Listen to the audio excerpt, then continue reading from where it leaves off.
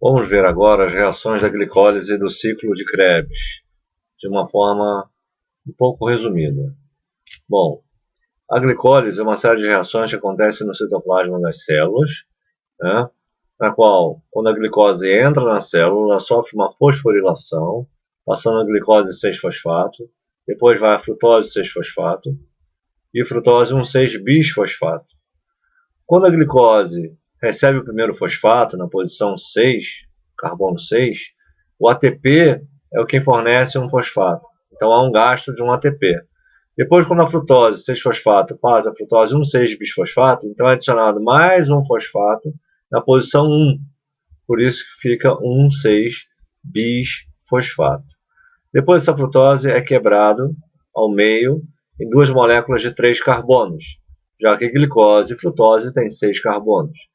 Quais são essas moléculas de 3 carbonos? A dihidroxiacetona-fosfato e o gliceraldeído 3-fosfato.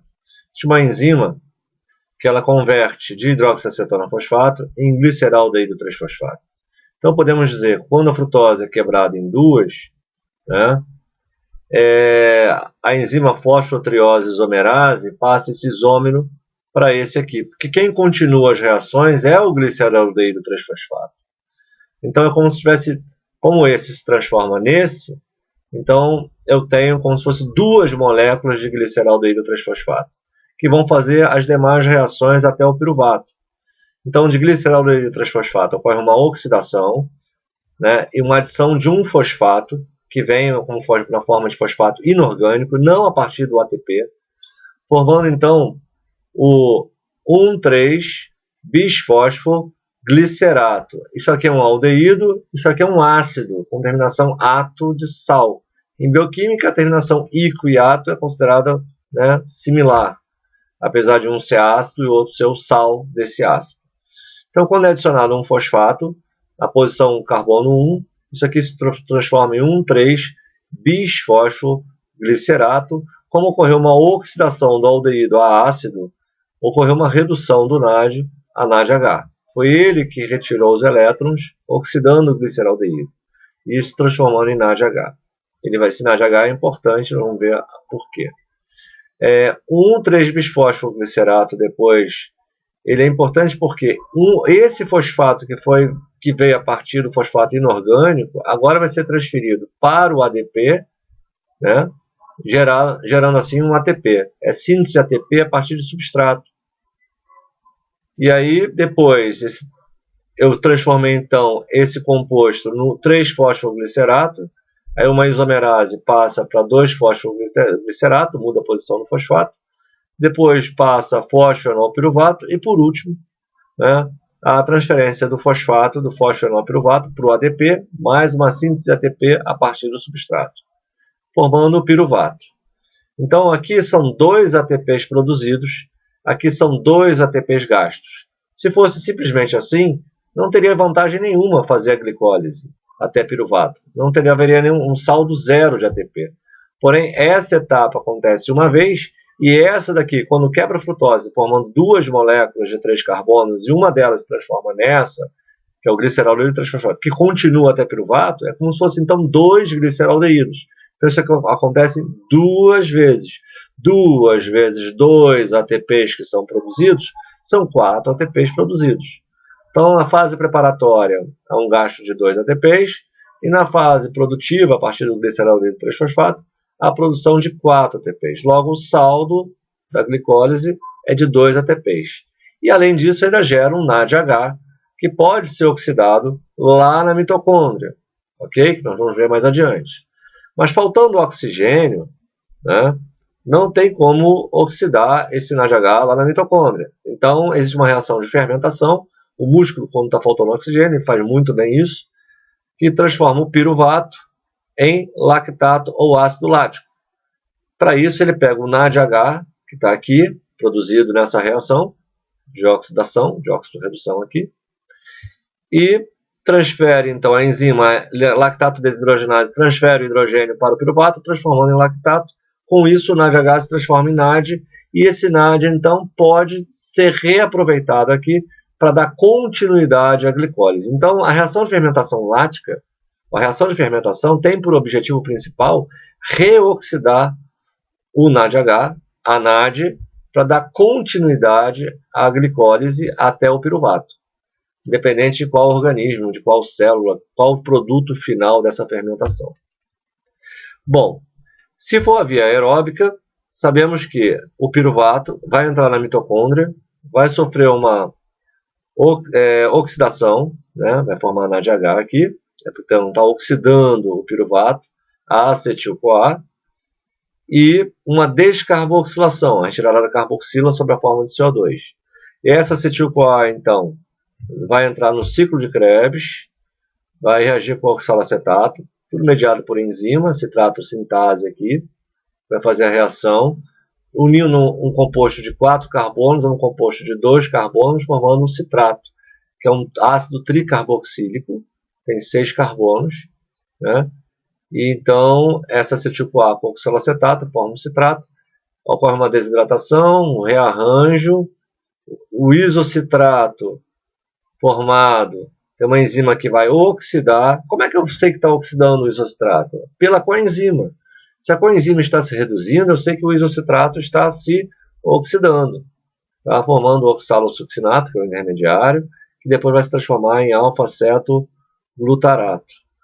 Então, essa enzima ela trabalha em 2 etapas, a isocitrato desidrogenase, retirando hidrogênio, depois descarboxilando. Na aula anterior, eu mostrei esse daqui como sendo a carboxila que seria descarboxilada. Mas se vocês observarem essa estrutura, né, vai ver que quem é retirado é essa carboxila. Pode ser representado C dupla O menos também, né? Então, essa carboxila sendo removida, ela será removida sob a forma de CO2, e forma o alfa-cetoglutarato. Uma nova reação de oxidação desse alfa-cetoglutarato, eu formo a succinil-CoA, com a adição de uma coenzima A, né? Isso dá energia para a molécula, para depois pegar um fosfato inorgânico, ser adicionado a um GDP, que é a guanosina de fosfato, que é semelhante à adenosina de fosfato, para gerar o GTP. Essa guanosina trifosfato é usada para algumas funções celulares, mas ela também pode, nessa reação em algumas células, ser o próprio ADP sendo transformado em ATP. Bom, depois o succinil-CoA, então, é transformado em succinato. Depois, com o auxílio do FAD, né, esse succinato é oxidado, retirado 2 hidrogênios aqui, ó, um hidrogênio daqui e um daqui, formando uma dupla ligação, e formando o fumarato. Depois, ocorre uma hidratação, adição de OH e H, o OH entrando aqui e o H entrando aqui, formando o malato, e depois uma última reação de oxidação do malato, formando o oxalacetato. Sempre quando tem essas reações de oxidação desse intermediário, né, para um produto, é uma desidrogenase. Aqui, no caso, a isocitrato desidrogenase, que retira hidrogênio aqui do isocitrato. Aqui o alfa-cetoglutarato desidrogenase, que retira hidrogênio do alfa-cetoglutarato, e forma o succinil-CoA. E aqui uma malato desidrogenase, que retira hidrogênios do malato e transforma em oxalacetato. O que era álcool se transforma em cetona devido a esse processo de retirada de hidrogênios daqui. Então ocorre uma oxidação do malato, uma redução do NADH. Bom, mas qual o objetivo dessas reações do ciclo? O principal objetivo seria formar compostos, né, esses NADHs, 1, 2, 3 NADHs e um FADH2, são chamados potenciais redutores porque existem elétrons e esses elétrons contêm energia em potencial que vão para a cadeia transportadora de elétrons. Isso está acontecendo na matriz mitocondrial, como se fosse o citoplasma da mitocôndria, e vai ser fundamental para alimentar essa cadeia transportadora de elétrons, gerar o tal gradiente de prótons e a síntese grande de ATP que acontece dentro das mitocôndrias, com a participação do oxigênio lá no final. Então aqui, uma outra maneira mais lúdica de apresentar o ciclo, e mais resumida, né? Aqui acetil-CoA com oxalacetato formando citrato, depois vai isocitrato, uma reação de oxidação e descarboxilação do isocitrato, ele vai alfa-cetoglutarato, Uma nova descarboxilação e oxidação vai ao succinil-CoA, com a entrada de coenzima A, succinil-CoA. Tem energia para ligar agora um fosfato inorgânico e formar o succinato e gerar um ATP. Succinil-CoA vai ao succinato, com a saída da coenzima A e a produção de ATP. Succinato vai a fumarato, com a participação da coenzima FAD, retirando elétrons, formando FADH2. Com a hidratação do fumarato vai a malato. Depois, com a oxidação do malato, vai ao oxalacetato e inicia de novo o ciclo. Né? Voltando aqui, a acetil-CoA entrando, saindo da coenzima A. Acetil-CoA, então acetil com oxalacetato, forma o citrato. Então, por cada volta no ciclo, por cada acetil-CoA, eu tenho 2 CO2 liberados, 3 NADH, 1 FADH2, 1 GTP ou ATP. Então, esse é o saldo de uma volta no ciclo para uma acetil-CoA. Lembrando que a glicose dá origem a 2 piruvatos e cada piruvato dá origem a uma molécula de acetil-CoA. Certo? Se nós voltarmos aqui, vamos ver que, como são 2 gliceraldeídos 3-fosfato, vão ser no final 2 piruvatos como produto final da glicólise. E aí eu tenho então, né, como eu tenho essa reação daqui, cada piruvato dá origem a uma acetil-CoA. Perfeito. Então, se eu pensar em regulação do ciclo de Krebs, tudo que for baixa energia, como a MP, ADP, né, ADP, ou a presença de NAD oxidado, relação NAD oxidado e NAD reduzido, tá? Isso vai acelerar o ciclo. Se eu tiver muito NADH, se eu tiver muita energia ATP, isso vai desacelerar o ciclo de Krebs. Aqui, resumindo, da onde vem os NADHs, do ciclo, aqui o FADH2, né, e aqui a saída do GTP, ATP. Bom, é uma via anaplerótica. O que quer dizer isso? Significa de preenchimento. Anaplerótico é esse preenchimento. No caso, reações auxiliares que fazem intercâmbio com os intermediários do ciclo, mantendo os níveis desses intermediários e auxiliando outras vias metabólicas. Aqui nós temos um exemplo de um mapa metabólico, mostrando que aqui está o ciclo de Krebs, e a relação por exemplo, da chegada de acetil-CoA pode vir dos ácidos graxos, assim como a acetil-CoA é importante para a síntese de ácidos graxos e triglicerídeos. Assim como fumarato tem intercâmbio com arginosuccinato no ciclo da ureia, né? O aspartato, que é um aminoácido, pode dar origem ao oxalacetato. Alguns aminoácidos dão origem a piruvato, outros aminoácidos a acetoacetato e acetil-CoA. Então eu tenho um intercâmbio, tanto chegando a acetil-CoA, como intermediários do ciclo de Krebs, principalmente com aminoácidos, produtos do metabolismo de aminoácidos, formando cetoácidos. Tá? Todos esses verdes aqui são aminoácidos, ou formando piruvato ou acetil-CoA. E também com o intercâmbio com o ciclo da ureia. Então, aqui intercâmbio com o metabolismo dos ácidos graxos.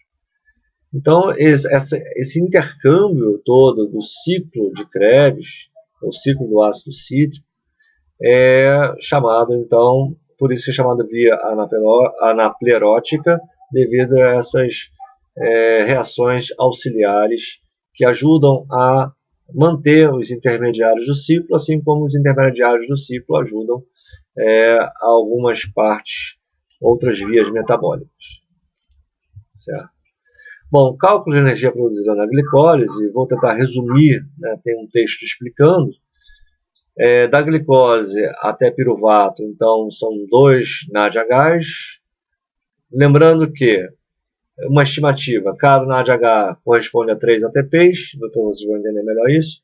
Cada FADH2 a 2 ATPs, por um cálculo, e vamos fazer esse cálculo aqui, e depois vocês podem fazer o cálculo com uma outra estimativa de outros pesquisadores que diz que cada NADH corresponde a 2 ATPs, cada FADH2 a 1,5 ATP. Vamos fazer primeiro para esse cálculo mais antigo, certo? Se eu tenho 2 NADHs equivalem a 6 ATPs. Se eu tenho 2 ATPs de saldo na glicólise anaeróbica, então o total eu teria 8. Esses NADHs, para se transformarem em ATP, isso está dentro da mitocôndria. Então esse NADH teria que chegar até a mitocôndria e ele chega, se tiver oxigênio nas mitocôndrias. Já de piruvato até acetil-CoA, a reação de piruvato para acetil-CoA, são 2 NADHs, que são 2 piruvatos, né? E isso equivale a 6 ATPs, e no ciclo de Krebs, 2 acetil-CoAs vão formar 6 NADHs, no total 18 ATPs, 2 FADH2, que corresponde a 4 ATPs, e os 2 ATPs diretamente no próprio ciclo, isso corresponderia a 24. Se eu somar tudo, eu tenho 38 ATPs de saldo desde o início lá da glicólise anaeróbica, chegando na glicólise aeróbica, ou seja, a glicólise completa, né, que eu chamo de aeróbica, ele teria uma produção de 38 ATPs. Se eu tirar esses 2 ATPs de saldo, né, eu passo a ter 36, por isso alguns autores falam em 36. E se eu considerar esse cálculo aqui, nessa relação NADH, 2 ATPs, FADH2, 1,5, eu chegaria a 30 ATPs. Mesmo assim, é 15 vezes superior aos 2 ATPs de saldo da glicólise anaeróbica. Bom, o texto simplificado sobre o ciclo de Krebs tem nessa referência aqui, nesse link aqui, vocês podem visualizar melhor. Então, vamos agora encerrando, e a próxima etapa é entrar justamente na cadeia transportadora de elétrons e na fosforilação oxidativa, chamada cadeia respiratória. Ok? E é isso aí, pessoal.